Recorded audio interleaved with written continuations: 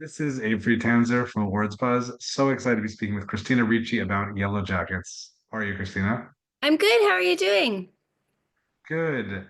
We had a chance to speak very briefly as part of like a roundtable when this season started, but we also talked about the film Hereafter, which I didn't realize was actually 4 years ago now almost. And I was listening to the end of our interview and I was like, there's this new show Yellowjackets coming up. What is it? And it was just interesting to hear what you were able to say and what you weren't, and just how far we've come now with that show. Yeah, yeah. Was that after the first season?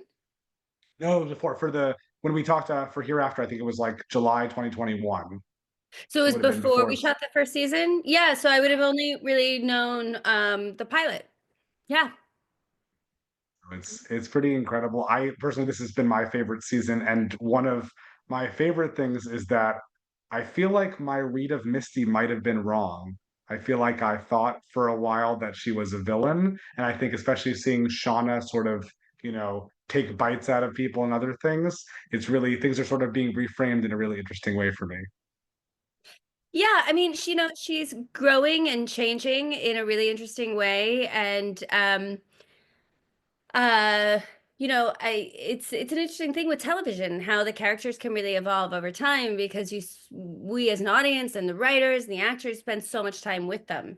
And she did evolve for me in ways that I didn't expect, because I'm not in the writer's room and things were written for her that I just would never have guessed. And then you have to adjust the character based on that happening. Like even when she ends up in a relationship with Walter, it's sort of like, okay, well, in order for that to come into her life, she has to be different than the person she was in the first season.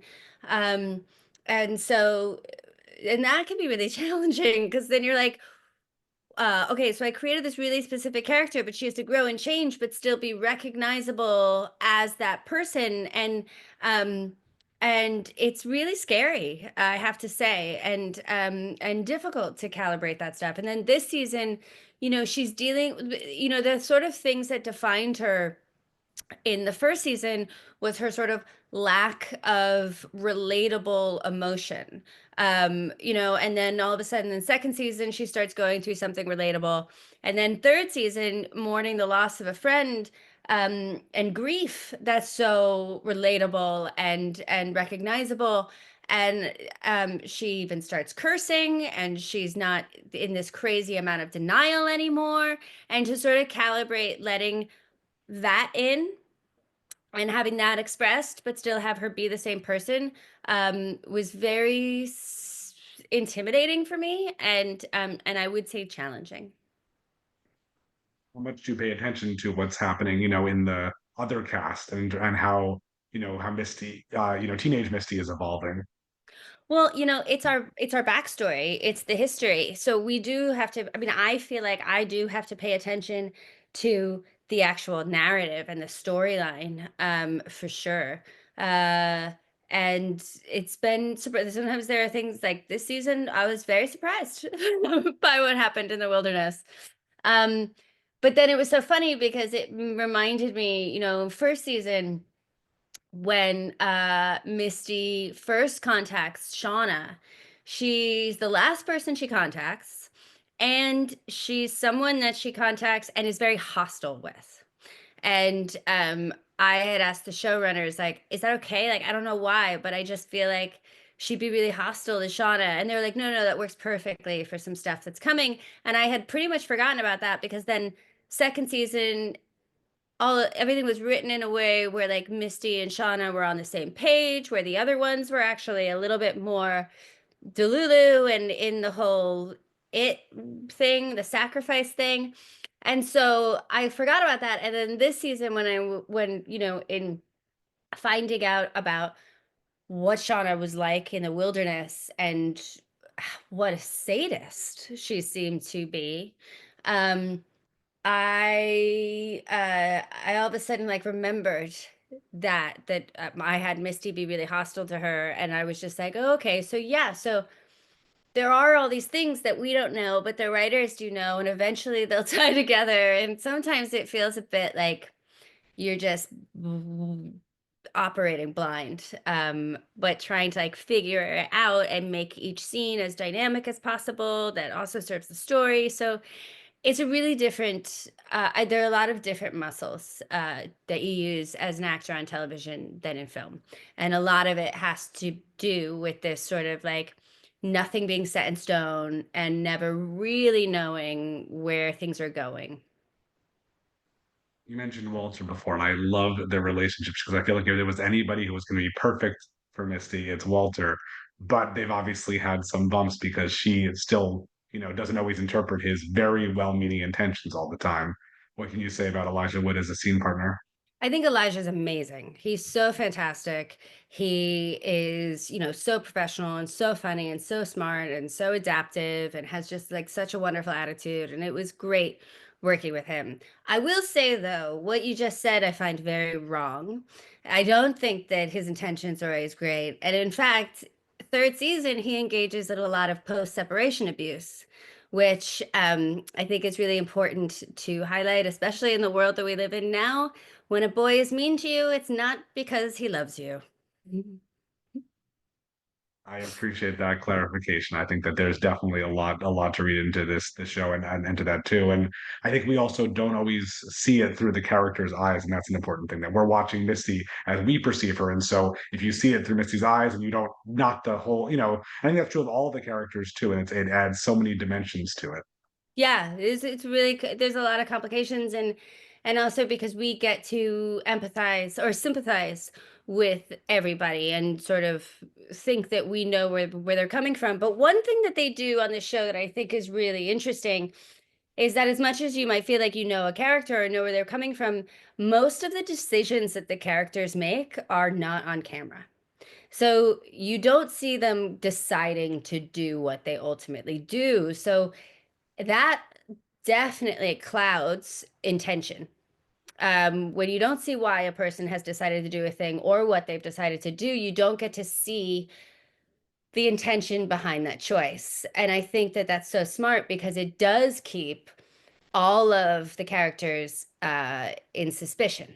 Like as an audience member, we don't know that anyone's all good, that anyone's good or bad. We don't know people's intentions. We sort of just see their actions. And I think that's what one of the elements that makes the show really fun.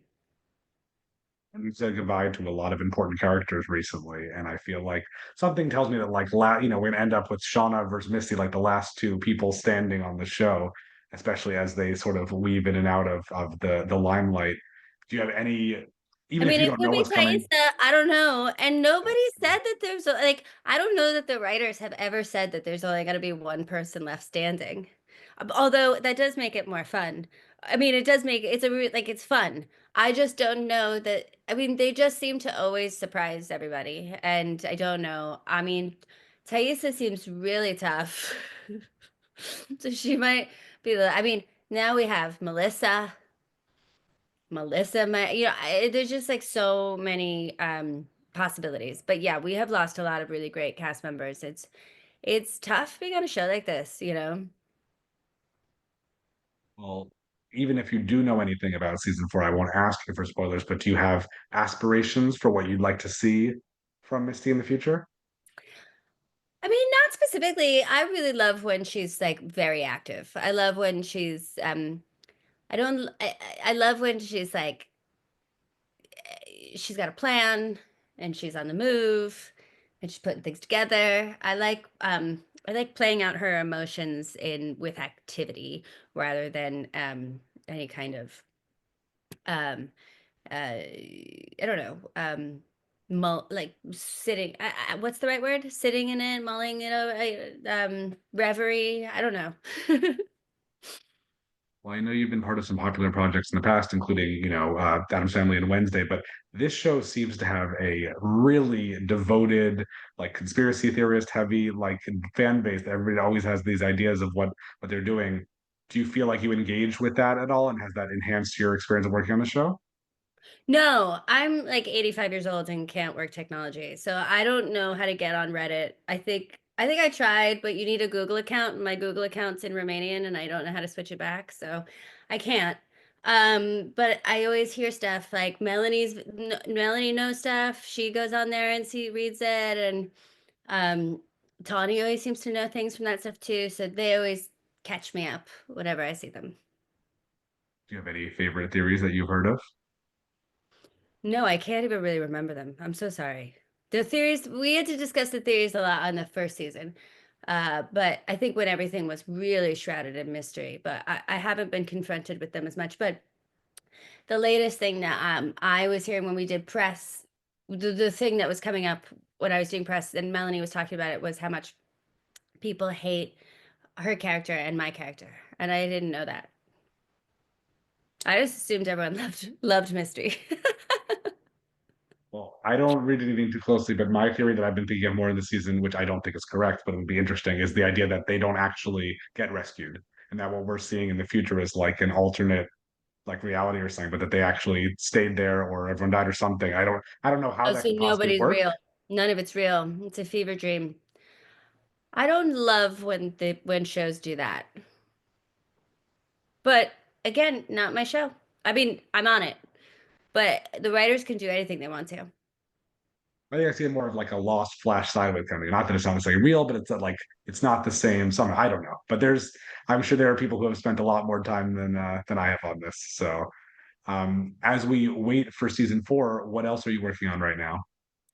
I did a movie that is coming out with Kevin James called Guns Up, which is like a fun action comedy.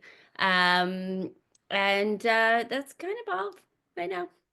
I have a production company and I have things in development and I'm working on stuff through that. And I put out my tarot deck, Cat Full of Spiders. And yeah, What are you watching when you have time to watch TV? What have you liked a lot lately? let's see, what have I been watching? I mean, I right now the show I'm watching weekly is Top Chef. I went back and started watching The Killing again because I really loved that show. And my mother had never seen it and she lives with me now. So we started watching The Killing again, which is super fun. Um, and I plan on watching The Studio because I really love Catherine Hahn. But yeah. Someone else mentioned The Killing recently. I don't know who it was, but it's just interesting to hear that because that is like the ultimate story of getting canceled multiple times and just a real evolution for that series. Oh, I didn't know about the background. Well, thank you so much, Christina. It's a pleasure to speak with you, and I look forward to seeing whatever lies ahead. You don't know, I don't know. For Misty, it'll be great. Nobody knows. All right, thank you so much.